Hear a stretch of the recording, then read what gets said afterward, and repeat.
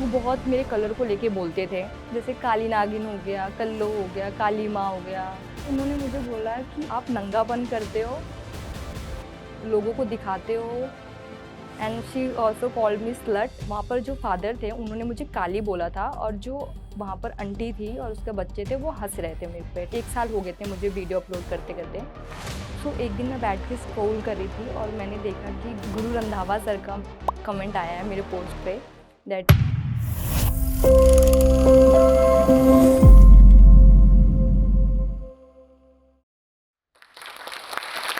तुम मॉडल नहीं लगती हो।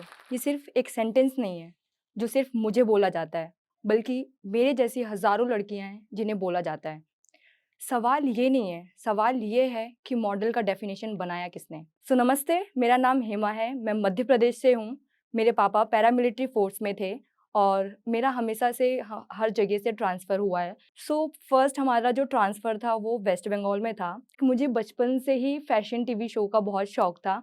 अगर आप लोग जानते ही होंगे लाइक फ़ैशन टीवी शो जो फ़ॉरेनर का आता था लाइक जीजी हैडिड, बेला हैडिड जिसमें वॉक करती थी। तो मुझे वहीं से सपना आया कि मुझे भी फ़ैशन या मॉडलिंग में जाना है। जब मैं नर्सरी या यूकेजी में थी, तो मुझे तब से इंटरेस्ट है इन चीज़ों में।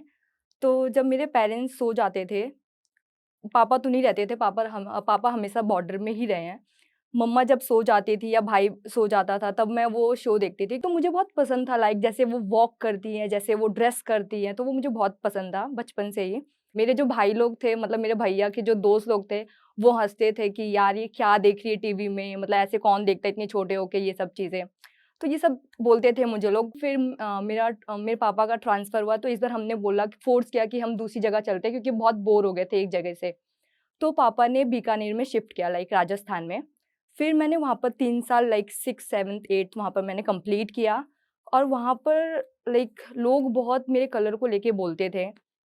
ब्लैकबेरी, बहुत कुछ, काला काली है, दिख नहीं रही है या जो भी है। अगर मैं स्टेज में रहती थी, डांस करती थी, मेरी किसी के साथ लड़ाई हो जाती थी या कुछ हो जाता था, तो वो लोग मुझे बोल देते थे कि काली है, तू क्या बोल रही है, मेरे को क्या बोल रही है, मेरे को क्या सिखा रही है, ऐसे बोलते हैं लोग। एंड जब मैं डांस करती थी तो लोग बोलते थे, "वो देख काली वाली को देख।" मतलब लोग बोलते ही नहीं थे कि भाई वो ड्रेस जिसने पहना है उसको देख, ये नहीं बोलेंगे, वो बोलेंगे वो काली वाली है उसको देख। तो फिर मैं थोड़ा रोने लगती थी या कुछ सैड हो जाती थी। इसके बाद मेरे पापा का ट्रांसफ़र हुआ गुजरात में, तो गुजरात में मैंने अपना 12th कंप्लीट किया एंड देन फिर हम लोग कश्मीर गए, वहाँ से मैंने एसओएल की पढ़ाई की, जो कि ऑनलाइन ही थी बिकॉज़ आई थिंक कोविड चल रहा था उस टाइम।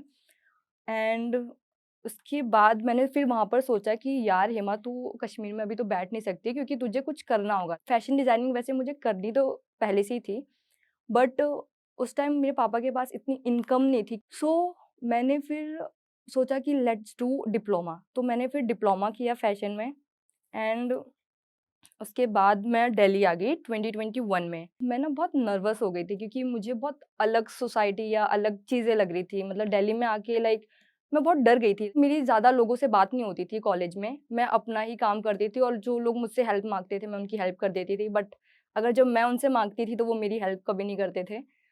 तो फिर धीरे-धीरे ही मेरे पे चेंजेस आने लगे। जब मैं मॉडलिंग में जाती थी, तो लाइक मैंने ऑडिशंस दिए हैं पहले भी बहुत सारे।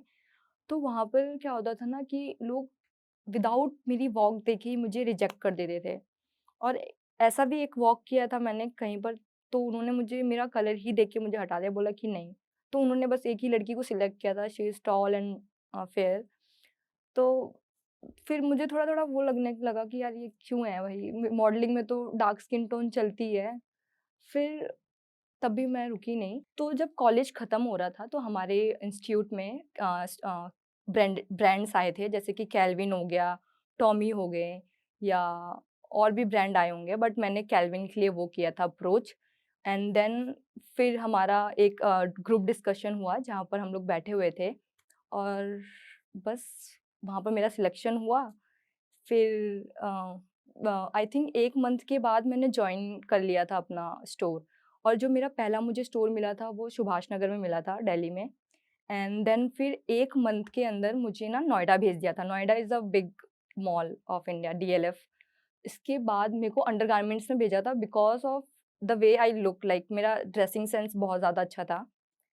मतलब कंपनी में लोग ऐसे बोलते थे कि ड्रेसिंग सेंस बहुत अच्छा है या जो भी है।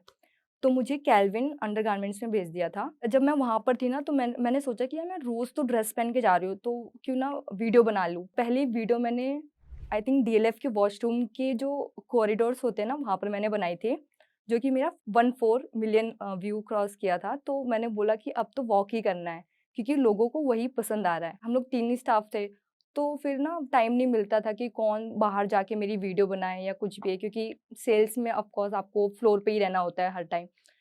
तो ना मैं क्या करती थी ना, जो जब मेरा लंच टाइम होता था या मेरा break time, tea break time होता था, तो मैं जो मेरा स्टॉक बॉय या हेल्पर होते थे स्टोर पे, मैं उनको ले जाती थी और उनसे वीडियो बनवाती थी, क्योंकि मुझे पता था कि यार मुझे इसमें करना तो है। तो मैंने सोचा कि नहीं भाई मैं छोड़ देती हूँ, क्योंकि इसमें कुछ भी नहीं है। तू फ़ोल्डिंग करने तो नहीं आई है यहाँ पर। तेरा कुछ एम है, तुझे कुछ बनना है, तुझे कुछ करना है। तो फिर मैंने जॉब छोड़ा फैब में और फिर मैंने कंटेंट क्रिएशन शुरू किया। मैं हो गई थी यार मैं वीडियो कहाँ पर शूट करूँ? क्योंकि मेरे पास इतना वो जो होते हैं ना रनवे तो था नहीं, या कुछ भी वॉक करने के लिए कोई स्पेस नहीं था, मैं रूम में नहीं कर सकती थी क्योंकि वॉक दिखनी चाहिए। सो मैंने रोड में वॉक करने का सोचा, बट इसके बाद जो लोग थे वो बहुत बोल रहे थे या बोल रहे थे कि लाइक यहाँ पर वॉक नहीं कर सकते, यहाँ वीडियो नहीं शूट कर सकते हो। तो फिर मैंने थोड़ा सोचा, फिर मैंने सोचा कि लेट्स डू इन टेरेस, मतलब टेरेस में मैंने फिर वॉक करना शुरू किया। लोगों को पसंद आना शुरू हो गया, like the way I dress, the way I walk, मेरा कॉन्फिडेंस, मेरा लाइक सब कुछ मेरे ऑडियंस को पसंद आ रहा था। सो जब मैं टेरेस में शूट करती हूँ, तो जो मेरा टेरेस है उसकी जो सरफेस है वो खुदरी हुई है। तो जब मैं वहाँ पर वॉक करती हूँ, तो वो एक तो मेरी हील्स 5 हील्स मेरी ऑलरेडी टूट चुकी है वॉक की वज़ह से। एक तो मेरा जो सरफेस है वो ठीक नहीं है, दूसरा मेरी वॉक की स्पीड बहुत ज़्यादा है। क्योंकि जब आप किसी कैमरे में शूट करते हो तो आपको ना स्पीड हाई रखनी होती है, बिकॉज़ वो वीडियो में कम आता है स्पीड। मेरा जो टेरेस है वो थोड़ा पुराना है, या ऐसा लोग बोलते हैं कि बहुत पुराना है, अपना टेरेस चेंज करो वीडियो शूट करने के लिए। एक भी ऐसा दिन नहीं होगा कि मैंने वीडियो नहीं अपलोड की होगी। हर दिन मैंने अपलोड किया अपनी वीडियो। एंड फिर मेरी एक वीडियो वायरल हुई थी दैट 45 मिलियन क्रॉस हुआ था, और उस वीडियो में बहुत ज़्यादा गालियाँ भी थी, बहुत ज़्यादा एप्रिशिएट भी था। तो बट उस टाइम गालियाँ बहुत ज़्यादा थी, मतलब लोग बोल रहे थे कि भाई क्या कर रही है, काली है, जैसे काली नागिन हो गया, कल्लो हो गया, काली माँ हो गया, ये सब मेरे को बोलते हैं। वीडियो जब मैं शूट करती थी, तो जो लोग थे आजू-बाजू, जैसे कि कंस्ट्रक्शन हो रहा है कहीं पर या कहीं पर कोई काम कर रहा है या कोई आंटी कपड़े सुखा रही है, कुछ भी है, सब मुझे ही देखते थे, ठीक है?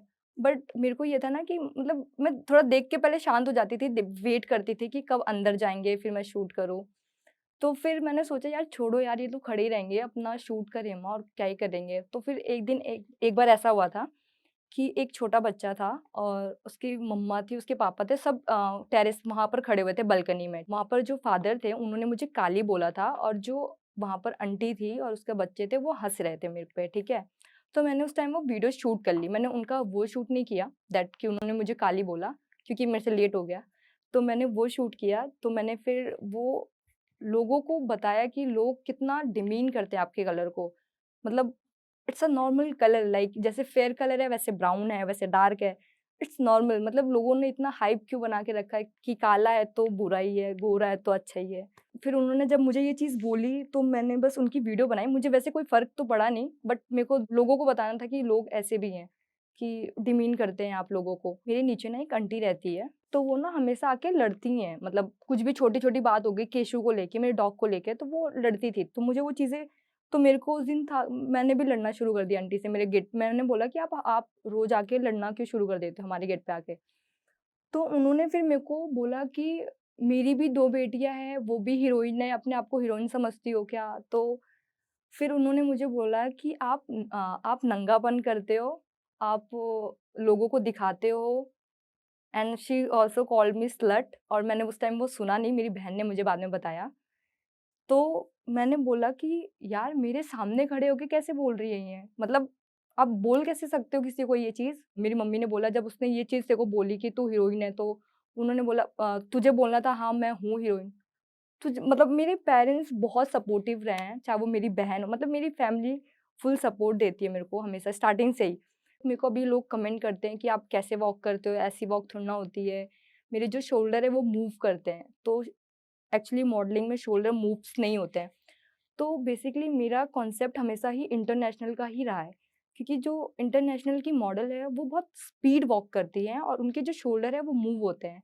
मुझे हमेशा से रनवे ही शो करने थे, बट वही रिजेक्शन मुझे मिले मेरी हाइट के वजह से। स्ट्रिक्स प्रोफेशनल का मुझे पहले कॉल आया था, तो मुझे लगा यार फेक हो सकता है। उन्होंने पहले मुझे मुंबई बुलाया था, तो मुझे थोड़ा फेक लगा कि यार ऐसे कैसे आ रहा है मेरे को। तो स्टिक्स प्रोफेशनल वालों का मुझे फिर से कॉल आया, तो उन्होंने मुझे बोला कि लाइक दिल्ली में हो रहा है इस बार, तो आप जॉइन करो। देन फिर मैंने उसके उनके लिए वॉक किया था, एंड देन फिर मेरी स्टोरी उन्होंने टाइमलाइन में लाई। देन फिर मुझे ज़ूडियो का आया था फ़ोटोशूट के लिए, दिवाली कैंपेस चल रहा था उस टाइम, तो दिवाली एड्स था उनका ज़ूडियो का।